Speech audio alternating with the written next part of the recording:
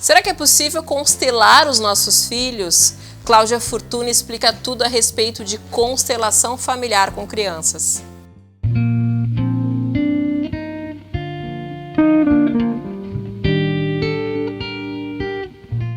Quanto menor a criança, mais dependente dos pais ela é. A gente sabe que para formar o caráter, para essa criança se desenvolver, ela precisa ir muito da presença da família. Para falar hoje aqui no programa a respeito de constelação familiar em crianças, eu recebo Claudinha Fortuna, que está aqui com a gente do outro lado da telinha, na casa dela, para falar sobre esse tema. E eu começo, Claudinha, te perguntando se criança pode constelar, né? Se é benéfico constelar e se ela pode constelar, enfim. Bom, basicamente é uma pergunta difícil de responder, porque ela é multifatorial. Normalmente, quando se faz uma constelação com criança, se faz com a presença de um dos pais, pelo menos. Geralmente são as mães que levam a criança para constelar. Mas é possível, inclusive, ser feita a constelação antes da criança chegar até esse mundo. Então, ela ainda está na barriga e os pais querem ver qual é o melhor nome para essa criança. E aí se faz, procede uma constelação e se coloca os possíveis nomes e normalmente fica muito claro o nome que ela quer mais, que vai combinar melhor com ela e que talvez traga mais benesses para a sua vida. Inclusive, eu tive um caso há bem pouco tempo de que foi o pai, a mãe, a criança dentro da barriga e um outro irmãozinho, que seria agora vai ser promovido o irmãozinho mais velho, né? Que era uma criança com uns 2 anos e meio. E quando se colocou as possibilidades dos nomes, que eram 4 nomes que eles tinham dúvida, de cara ficou muito claro a predominância de um dos nomes.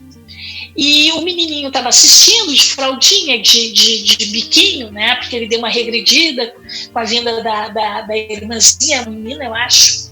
É uma menina. E quando foi decidido, e os pais disseram, olha, fulaninho, o nome da tua maninha agora vai ser tal.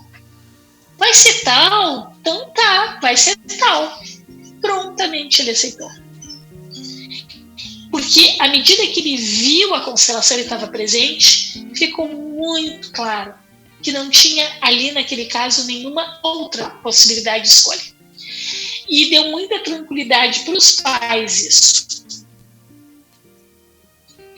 Também com crianças hiperativas. Quando nós temos na família uma criança que é muito ativa, nós temos que estar atentos, que talvez seja sinal de que precisa ser feito algum movimento constelatório sobre isso. Por quê?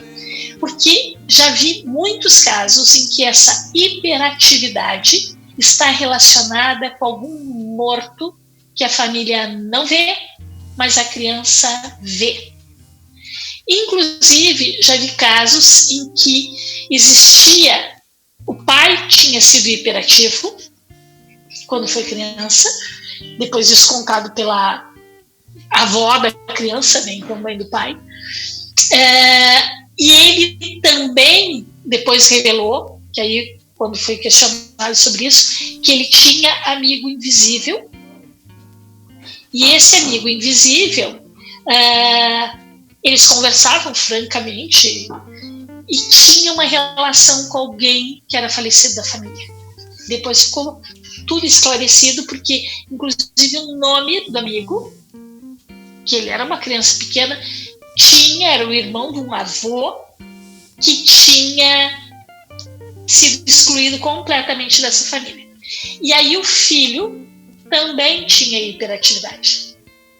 E claro que aí o pai começou a ficar preocupado com isso, e na constelação então veio tudo isso e esse elemento que ele nem tinha mais lembrança do amigo invisível que ele tinha, né? E que é um sinal também de alerta para as famílias. Não é ruim ter um amigo invisível, às vezes eles podem ser muito proativos.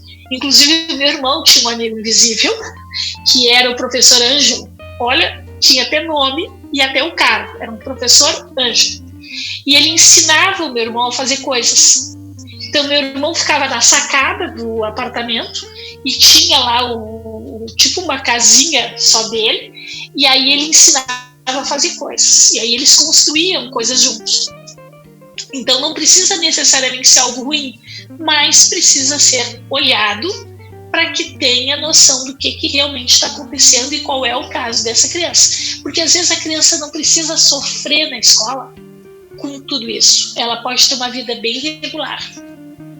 Muitas vezes essa criança pode ter algum problema de saúde e, na verdade, isso ser algum problema no sistema, isso.